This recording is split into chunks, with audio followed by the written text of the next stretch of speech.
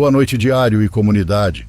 Sou inscrito há bastante tempo e, como me pediram nos comentários, estou enviando meu relato. Primeiramente me apresento. Me chamo Laerte Pereira e cresci em um povoado já extinto onde todos se conheciam. Lá vivi quase toda a minha vida, cercado por gente simples, daquele tipo que cumprimenta mesmo sem te conhecer direito. Um dos meus últimos amigos de infância era o querido compadre João. Eu o conhecia desde que éramos meninos de peito. Bom, alguns anos atrás, João adoeceu. Primeiro pensaram que era algo passageiro, mas as dores ficaram mais fortes e não demoraram a interná-lo. Aparentemente ele tinha um problema no corpo, algo que causava dores constantes. Ele ficou internado por semanas, onde sua esposa o acompanhava todos os dias e nós íamos quando podíamos. Depois de um tempo, parecia que as coisas estavam melhorando, pois ele recebeu alta e voltou para casa.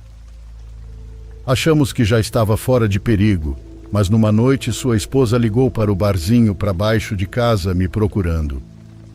Já estava beirando as 11 da noite e ela me disse que precisava de mim com urgência, que seu marido não conseguia respirar direito e reclamava de uma dor horrível no peito. Ela me pediu por favor para levá-lo ao hospital. Ela já tinha falado com o médico, mas como o hospital ficava a 2 horas dali, precisavam de ajuda para chegar até lá. Não pensei 2 vezes, me vesti rápido e saí com o carro. Quando cheguei na casa deles, meu amigo estava pálido, sentado numa cadeira e mal conseguia falar. Ele me olhou como se quisesse pedir ajuda sem dizer uma palavra. Antes de partir, avisei a esposa dele que só poderia levá-los e que não poderia ficar no hospital. Minha filha mais nova também estava doente e precisava de mim em casa. Ela entendeu, me agradeceu mais uma vez e fomos. O caminho era longo e escuro, iluminado apenas pelos faróis do meu carrinho velho. João gemia e às vezes se contorcia como se algo o apertasse por dentro. Sua respiração era pesada e de tempos em tempos dizia que sentia o coração querendo sair pela boca. Eu dirigia com as mãos firmes, mas o coração inquieto, só querendo chegar o mais rápido possível. Voltei para o povoado por volta das 2 da manhã. A estrada estava completamente vazia, mesmo que ali antigamente passasse muitos caminhões de cana, já não havia uma alma viva. Minhas costas doíam de tanto dirigir, mas preferi voltar logo para casa. Meu amigo havia sido internado como emergência e eu já não podia fazer mais nada. Minha cabeça estava cheia de pensamentos, mas tentei me manter concentrado. Não queria cometer um erro por estar distraído, ainda mais naquela estrada que sempre foi perigosa. Liguei o rádio num volume baixo só para não sentir tanto silêncio e fechei os vidros porque a noite estava fria. O ar estava meio estranho e tinha aquele cheiro de bucho cozido na panela de pressão. Eu ia devagar não só pelas curvas, mas porque o cansaço pesava nos braços. Cheguei numa parte do caminho que sempre me deu um certo desconforto. É um trecho cercado por árvores grandes e altas, onde as copas se encontram por cima e mal deixam a luz passar. De repente algo caiu lá de cima, como se fosse um bicho escuro. Não consegui ver direito o que era, só senti um frio na barriga e instintivamente reduzi a velocidade. Os faróis iluminaram a estrada alguns metros à frente, e lá estava. Parecia uma pessoa caída de costas, bem no meio do caminho. Fiquei parado por alguns segundos, e meu coração começou a bater mais rápido. Aquela hora não deveria haver ninguém ali, ainda mais nesse trecho. Pensei em descer, em me aproximar, mas algo me impediu. Não sei se foi medo ou instinto, mas só consegui ficar esperando que aquilo se mexesse. Mas não se mexia e não tive coragem de descer. Tem gente que faz coisas estranhas nas estradas, e embora nunca tivesse passado por algo assim, a gente nunca sabe o que pode encontrar. Além disso, eu não entendia como algo poderia ter caído das árvores. Por mais que tentasse encontrar lógica, não conseguia. Não havia pontes nem galhos tão grossos que pudessem sustentar alguém. Então, mesmo com o coração acelerado, decidi desviar por um lado. Fui devagar, grudado no canto direito da pista, com os olhos bem atentos. Perdi aquilo de vista por alguns segundos por causa do reflexo dos faróis e dos galhos que invadiam o caminho. E justo quando achei que já tinha passado, ouvi um baque seco. Algo estalou debaixo do carro e senti a suspensão abaixar por um instante. Minha primeira reação foi pensar que tinha atropelado, mas não podia ser. Eu tinha certeza de que desviei dele. Abri a porta e me estiquei, com a luz do celular apontando para trás. Revirei o lugar com cuidado, mas não havia corpo e nem sinal de que algo estivesse ali. Voltei para o carro com um nó no estômago. Fechei a porta devagar e fiquei alguns segundos olhando para frente. Me senti observado, então me apeguei a Deus, apertei o volante com as duas mãos e continuei dirigindo. Dessa vez sem rádio, segui completamente em silêncio. Só queria chegar em casa, mas não tinham se passado nem 10 minutos quando outra coisa aconteceu. Eu estava concentrado na estrada com o farol alto ligado. Foi então que olhei pelo retrovisor e no banco de trás havia alguém sentado. Parecia estar com a cabeça virada para o lado, como se estivesse olhando pela janela traseira. Senti um medo daqueles que nem deixam engolir saliva. Desviei o olhar de imediato, mas olhei de novo e não era imaginação.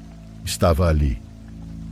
Conseguia ver os ombros, o pescoço longo e mais fino do que o normal. Estava imóvel, como se esperasse alguma coisa. Senti um formigamento nas pernas e um frio de febre, mas continuei dirigindo sem olhar de novo, repetindo para mim mesmo que eu estava cansado e talvez houvesse uma explicação lógica. Mas uma parte de mim pensava o pior, que algo tinha entrado no carro e que talvez fosse me fazer mal. Cada vez que eu olhava, aquele vulto ainda estava lá atrás. Então pisei no freio com tudo. Desci de repente e me afastei alguns passos do carro. Ao olhar para dentro não havia ninguém. Os bancos estavam vazios e tudo em silêncio. Ali estava eu no meio da estrada, sozinho. E como se não bastasse uma caminhonete, parou atrás de mim. Me assustei ainda mais, pensando que talvez fossem daqueles grupos perigosos de drogas. Achei que talvez tudo aquilo fosse uma distração para me fazer parar, então não sabia se corria ou ficava. Mas quem desceu foi um homem, um senhor de uns 50 anos. Dava para ver que era dali da região, e me perguntou se eu estava bem, já que eu estava molhado de suor. Tentei sorrir, fingir que estava tudo sob controle, então disse que estava cansado e que tinha tido um dia longo. Mas não consegui evitar contar o que vi. Contei que jurava ter visto alguém no banco de trás do meu carro. Também contei sobre o que tinha caído das árvores.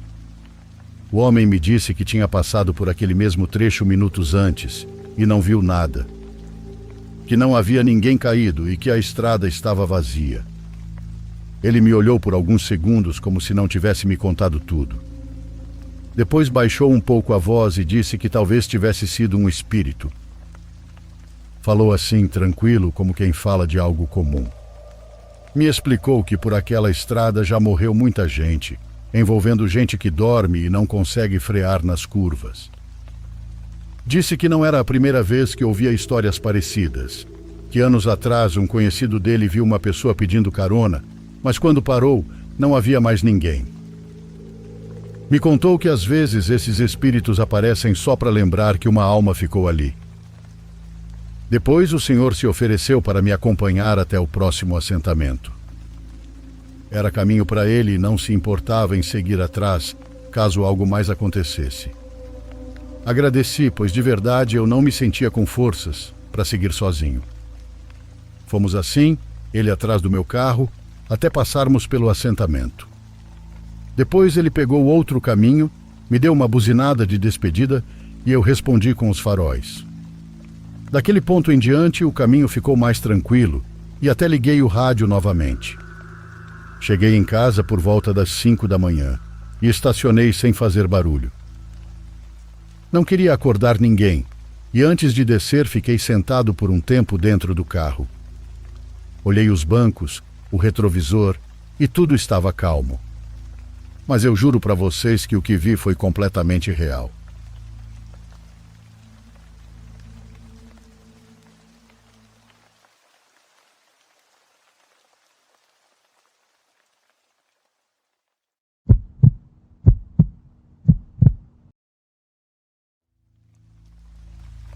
Meu nome é Christian e quero contar para vocês algo que aconteceu com meu pai quando ele foi minerador há muito tempo. Meu pai sempre dizia que a vida na mina não era qualquer coisa. Lá a pessoa entrava sendo um homem e saía sendo uma sombra.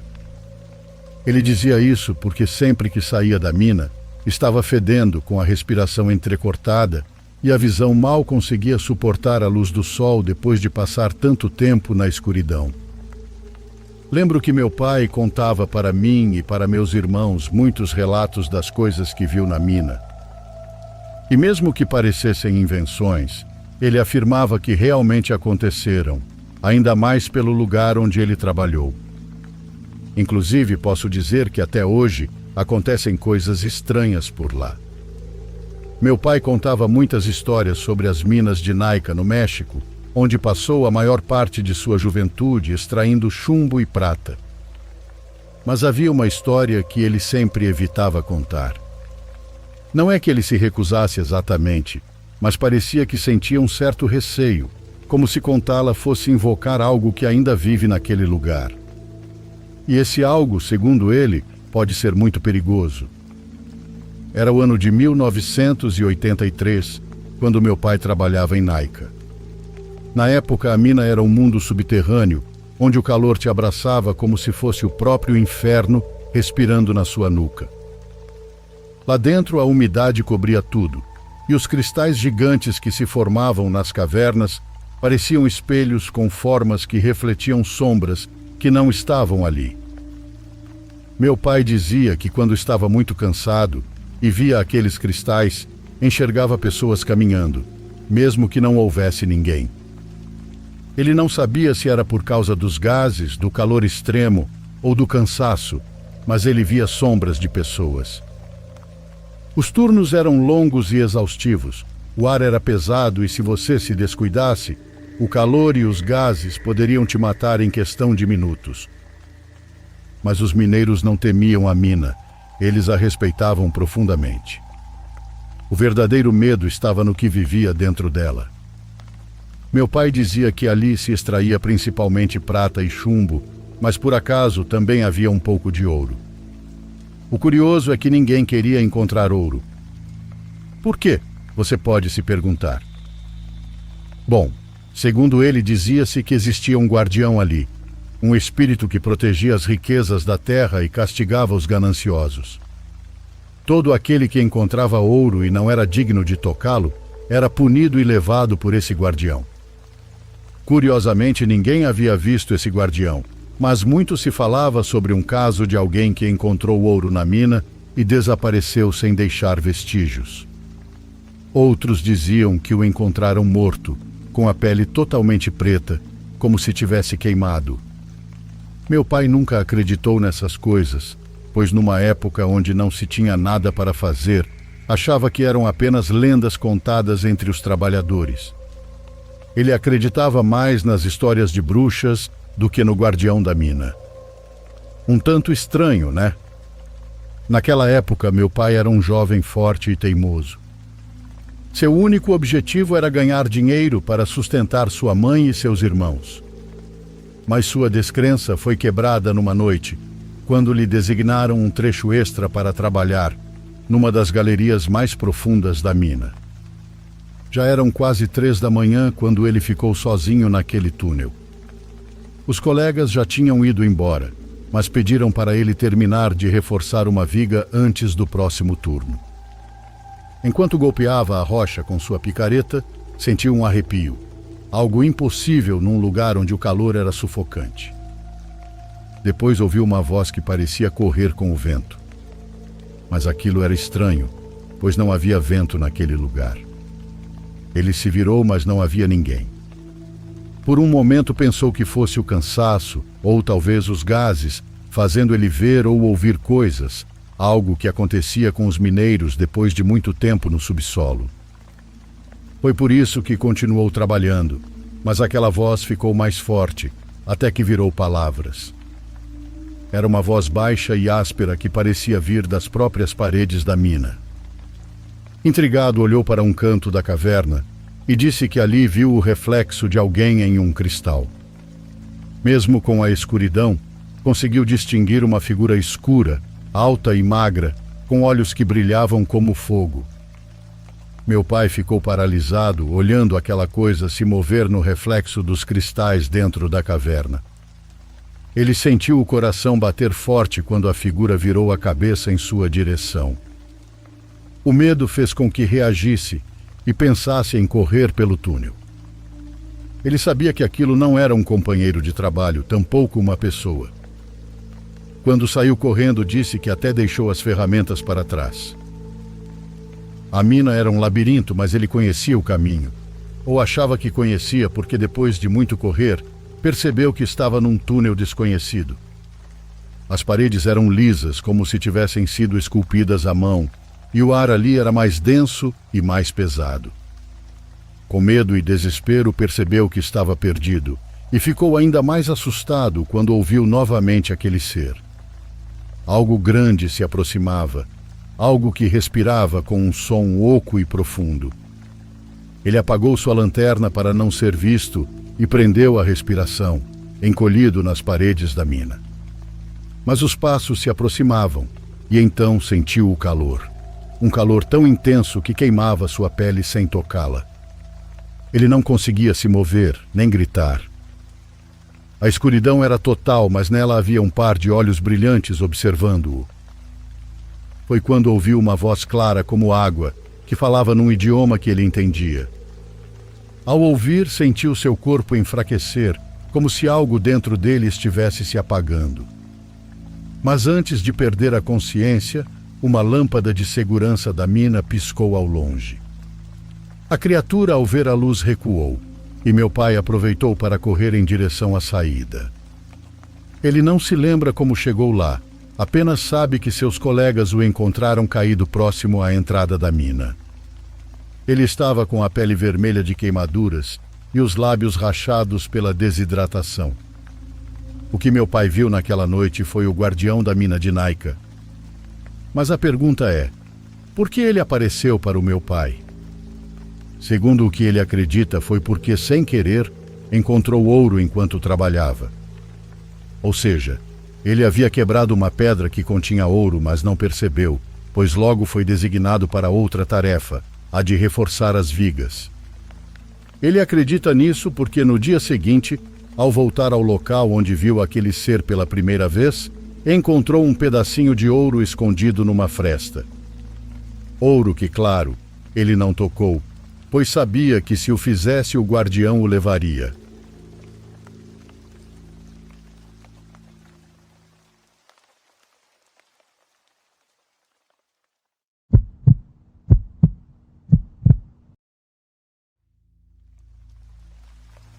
Bom dia, boa tarde ou boa noite, dependendo do horário que esteja me ouvindo.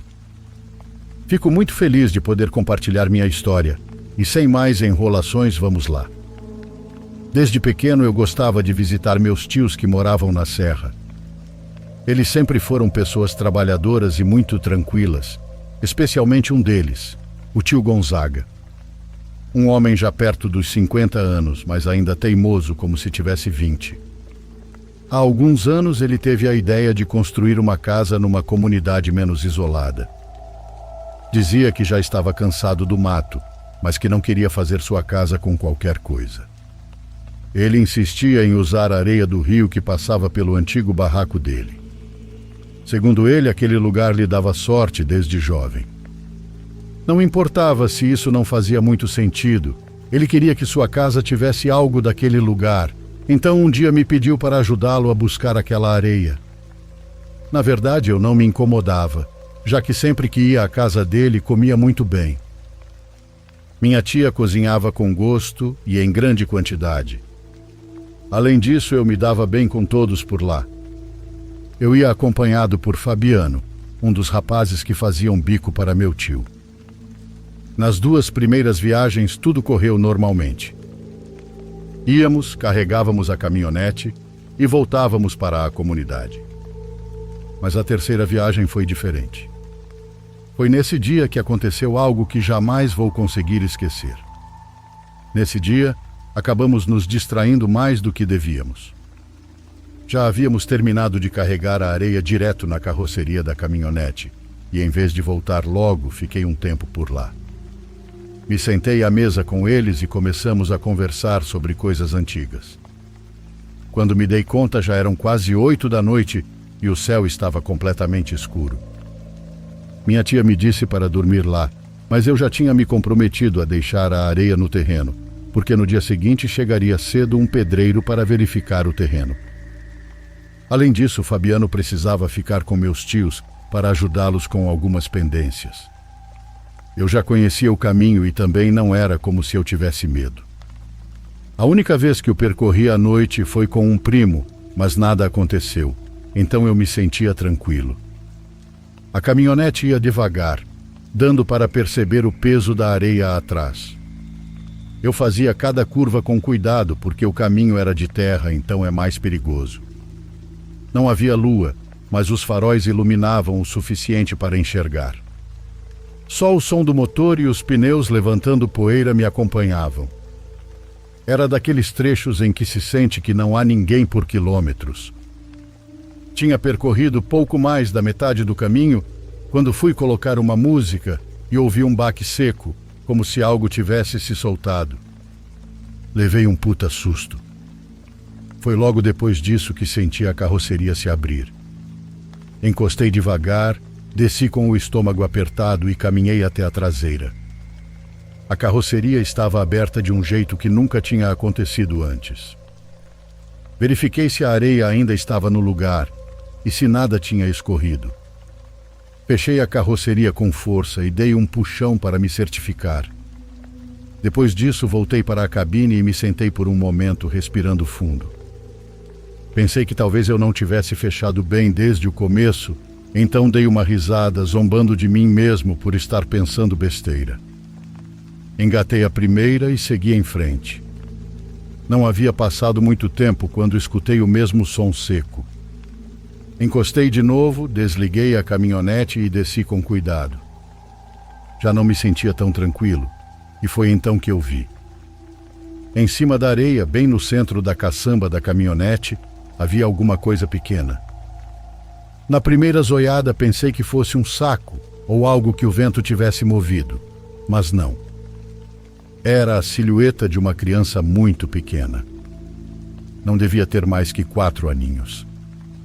Eu não conseguia entender porque era impossível alguém ter subido ali sem que eu notasse, ainda mais no meio da serra.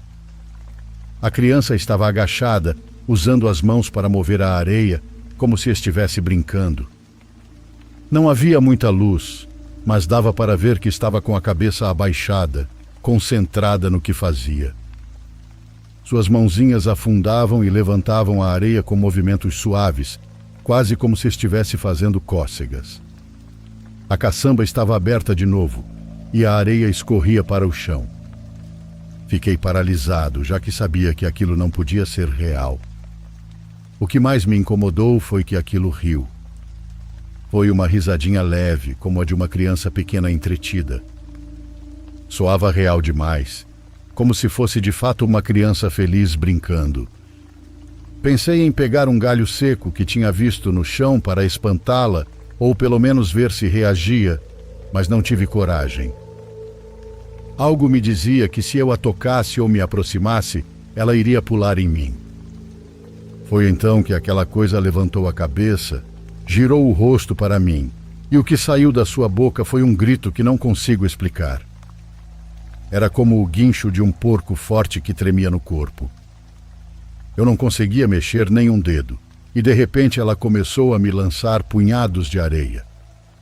Caíam no meu peito, no rosto, nos olhos, e de repente vi aquela coisa se erguer de um pulo. Quando fez isso, deu 2 saltos tortos como se as pernas não estivessem bem colocadas e começou a descer da caminhonete. Não pensei 2 vezes e, conseguindo me mexer, saí correndo em direção às árvores. Entrei alguns metros no mato sem saber para onde ia. Só corria e rezava para Deus para que nada me possuísse naquele lugar. Os galhos e os espinhos me machucavam todo, mas eu continuei. Corri não sei quanto tempo até que senti uma pedra bater nas minhas costas e me jogar no chão. Não sei como consegui me levantar de novo, mas consegui. O barulho dos galhos se movendo atrás de mim era claro, tinha algo vindo. Eu não estava sozinho, não era imaginação. Aquilo estava me seguindo. Tremendo, comecei a pegar o que encontrava no chão e jogava para trás, na esperança de que alguma acertasse. Eu não olhava para trás, pois não queria ver o rosto daquilo de novo. Só jogava coisas como um louco, esperando que isso o impedisse de vir atrás de mim.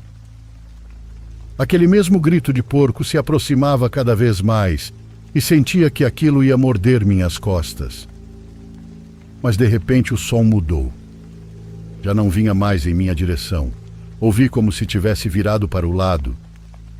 Começou a se afastar e a se embrenhar na mata. Foi sumindo aos poucos até restarem apenas os sons da noite. Grilos, vento, nada mais.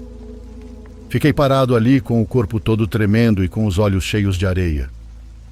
Eu não entendia o que tinha acabado de acontecer. Minha mente estava perdida. Então eu não sabia se voltava, se ficava ali, se rezava ou gritava. Não parei para revisar nada, só voltei para a caminhonete, liguei com as mãos tremendo e acelerei como pude. A caçamba estava praticamente vazia. A pouca areia que restava estava espalhada por todo lado. Percebi quando senti que a caminhonete já não estava tão pesada.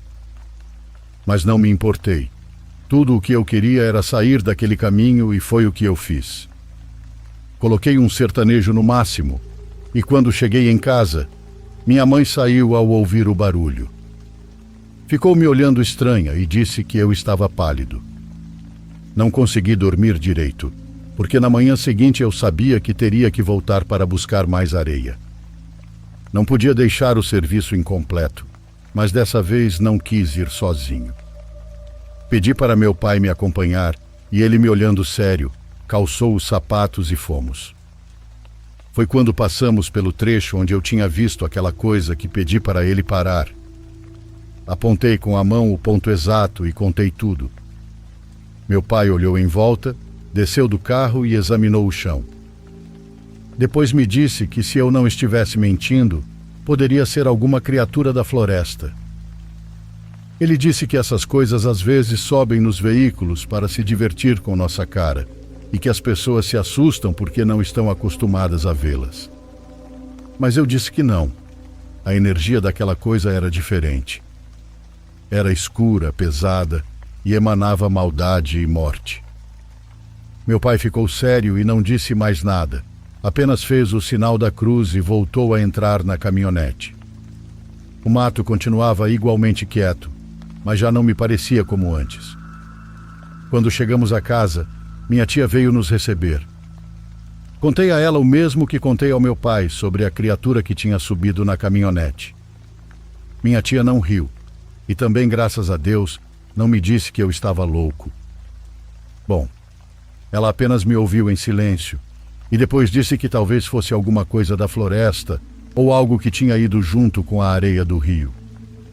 Segundo o que ela acredita, essas coisas às vezes sobem nos que não são do mato, nos que não respeitam os caminhos e nos que não pedem permissão. Foi então que ela me contou algo que eu não esperava. Disse que uma vez, há muitos anos atrás, enquanto lavava roupa no rio, chegou a ver uma coisa parecida. Era pequeno, baixinho, mas não dava para ver o rosto, só a forma. Disse que estava entre as pedras, que mexia em galhos e parecia estar brincando. Porém, quando ela olhou mais diretamente, ele saiu correndo para o mato. Depois disso, nunca mais falamos sobre o assunto. Carregamos a areia dessa vez entre os três e fomos embora em silêncio. Até hoje eu não sei o que foi que eu vi. Só sei que não era uma criança. Se alguém tem uma noção do que era, coloque nos comentários.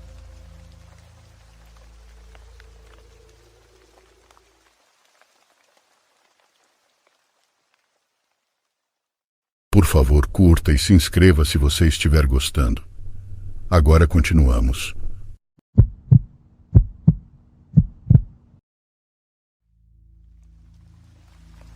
Isso aconteceu há alguns anos, quando eu estava com tempo livre demais. Eu me sentia preso e pensei que uma viagem de acampamento sozinho poderia me ajudar a clarear a mente, mas não queria ir para um camping lotado, então procurei um lugar mais remoto. Foi então que, em um final de semana, encontrei um pequeno sebo a algumas quadras do meu apartamento. Ele tinha principalmente romances antigos e livros de viagem, e acabei comprando um guia de acampamento de segunda mão, daqueles grossos que cobrem todas as florestas e trilhas. Quando cheguei em casa e comecei a folhear o livro, um pedaço de papel caiu. Eu o abri e vi que era uma autorização de acampamento impressa para um lugar chamado Eagle Hollow State Forest. A data de emissão era de 2009 e havia o nome de um guarda florestal e um carimbo no rodapé dizendo acesso concedido. Pesquisei na internet e descobri que o lugar era real, mas não havia muitas informações disponíveis. Nenhum link atual para reservas de camping, só algumas avaliações antigas de trilha e um mapa borrado de 2011. Pensei que talvez fosse apenas uma daquelas áreas florestais antigas que nunca se tornaram populares.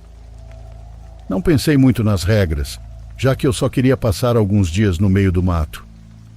Então imprimi novamente a autorização e planejei ir naquele fim de semana. A viagem levou quase 6 horas de carro, sendo os últimos 40 minutos só de estrada de terra cercada por árvores. Havia um quadro de madeira na entrada, mas sem avisos recentes, só dizia Eagle Hollow State Forest. Continuei dirigindo até encontrar um pequeno recuo próximo à entrada da trilha. Estacionei ali e segui as coordenadas do GPS a pé. Depois de uns 20 minutos andando, cheguei ao local marcado. Havia um pequeno poste de metal fincado no chão com um número, o mesmo número da autorização. A área era plana e aberta o suficiente para uma barraca, mas não vi nenhum sinal de campistas recentes. Mesmo assim, ignorei. Montei minha barraca, fervi água para o café e fiquei em silêncio até anoitecer. Não havia insetos nem pássaros. Estava estranhamente silencioso, mas eu disse a mim mesmo que isso era normal em uma floresta tão densa como aquela. Até que naquela mesma noite acordei por volta das 2 da manhã. Não ouvi nada no começo, só uma sensação estranha de que algo estava errado. Depois ouvi passos lentos circulando a barraca, mas eles pararam depois de um tempo. Achei que poderia ser um animal, mas lá no fundo eu sabia que não era. Acordei tarde na manhã seguinte e fiquei um tempo na barraca, pensando nos passos que tinha ouvido. Não tinha certeza se realmente aconteceu ou se era coisa da minha cabeça. Depois de encher minha cabeça de pensamentos, me levantei e saí. Tudo parecia normal à primeira vista, mas conforme fui andando, comecei a notar pequenas coisas que não estavam certas. Como a aba de cima da minha mochila que estava desabotoada, e eu sempre fecho essa aba. Não era algo grande, mas era algo que eu jamais deixaria aberto de propósito.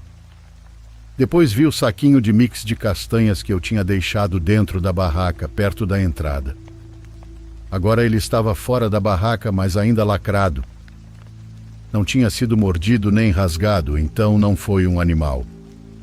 Mas eu não tinha deixado ele ali. Minha lanterna, que eu sempre deixo no bolso esquerdo da barraca, tinha sumido. Revirei a mochila, mas não encontrei. Procurei por toda a área, até embaixo da lona da barraca e dentro das botas, mas nada. Ela simplesmente desapareceu. Parecia que alguém tinha mexido nas minhas coisas durante a noite, mas não levou nada. Era como se alguém só tivesse olhado tudo e colocado de volta, quase exatamente como estava. Tentei manter a calma, mas meu estômago estava embrulhado. Não sabia se alguém estava tirando com minha cara ou se era coisa da minha cabeça. Fiquei lembrando dos passos da noite anterior. Talvez eu devesse ter arrumado tudo e ido embora, mas era uma viagem longa de volta. Então disse a mim mesmo que ficaria mais uma noite e partiria logo pela manhã. Naquela tarde eu não me afastei muito.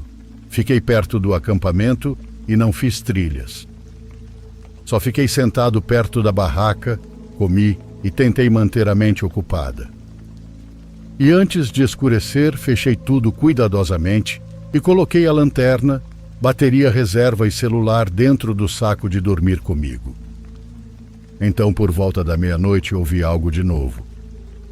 Dessa vez não eram passos, apenas um toque leve na lateral da barraca. Uma vez só e depois, nada. Eu não me mexi quando ouvi o toque, apenas fiquei congelado dentro do saco de dormir.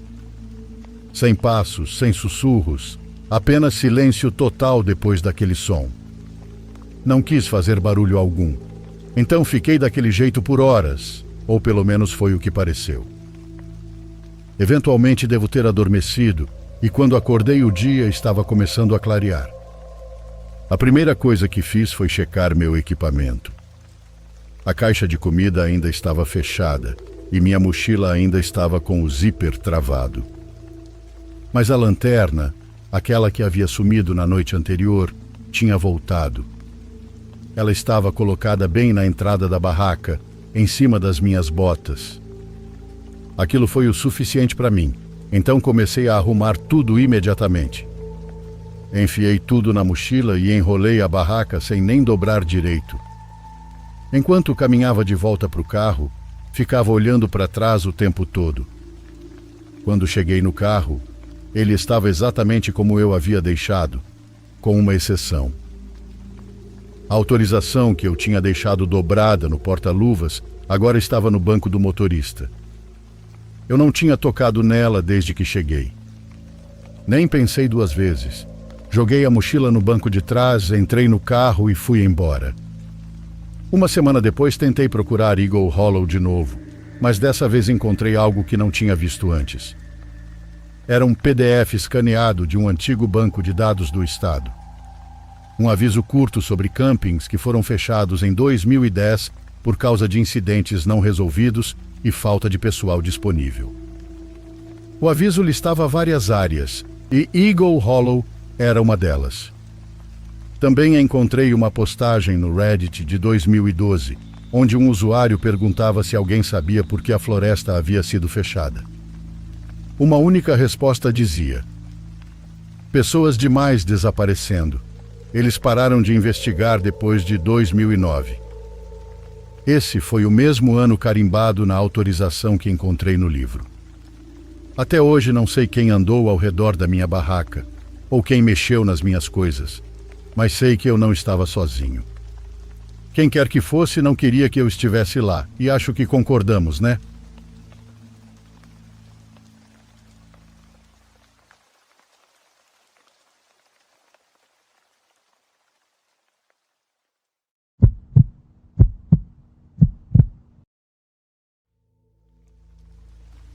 Quero que saibam que tenho plena consciência de que essa não é uma história de terror como as que costumam contar aqui, mas acredito que definitivamente há algo de sobrenatural nela.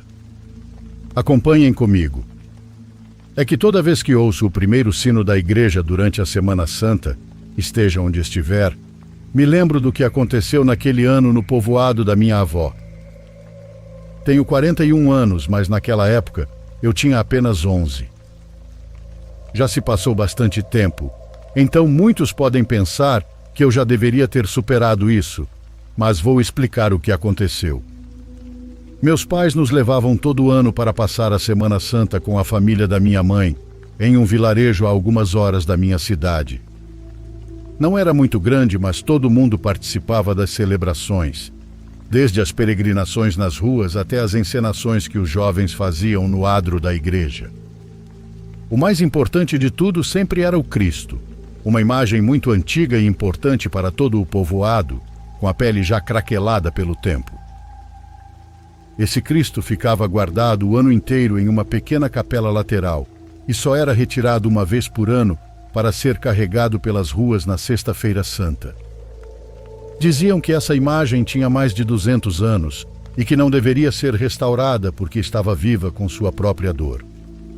Foi o que disse uma senhora do comitê. As pessoas tinham respeito por ela e até medo. Mas naquele ano aconteceu algo estranho. Lembro que na tarde de quinta-feira fomos ao adro para ver como estavam preparando tudo, e os homens que iam carregar o Cristo também estavam lá em volta da imagem. Um deles, que parecia ser o supervisor ou líder, disse algo que eu não entendi completamente, mas que me soou estranho. Está mais pesado? Vocês sentem isso? Pensei que fosse uma forma de falar, como se ele estivesse dizendo que era um fardo emocional, mas depois vi como 5 homens tentavam levantar e não conseguiam. Os braços deles tremiam e um chegou a escorregar para trás. Não era que a imagem estivesse se mexendo ou prestes a cair, simplesmente eles não conseguiam levantá-la, como se algo a segurasse por baixo. O padre saiu da sacristia e se aproximou, mas não disse nada. Apenas fez um gesto com a cabeça para que parassem de tentar. A imagem ficou ali inclinada, mal separada da plataforma. Todos estavam muito tensos, mas ninguém disse que havia algo de errado. Só comentaram que tentariam novamente mais tarde. Naquela noite, na casa da minha avó, todos falavam sobre o assunto, embora em voz baixa. Uma das minhas tias disse que isso já tinha acontecido antes, há muitos anos, e que quando o Cristo não queria sair, era sinal de que algo ruim estava para acontecer. Porém, ninguém soube dizer o que poderia ser, já que naquele ano nada parecia fora do normal. No dia seguinte, conseguiram tirar a imagem com a ajuda de mais pessoas, e a procissão aconteceu como sempre, mas havia algo diferente. Ninguém cantou, não houve barulho, e até as crianças estavam em silêncio.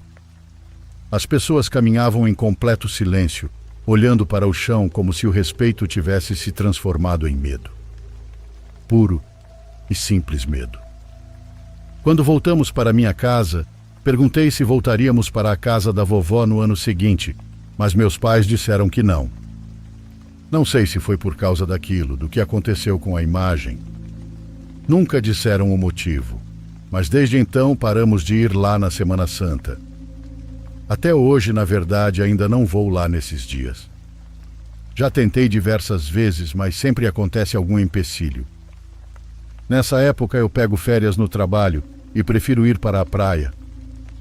Mas esteja onde estiver, procuro uma igreja para ir pelo menos uma vez. E os sinos eu nunca consigo esquecer.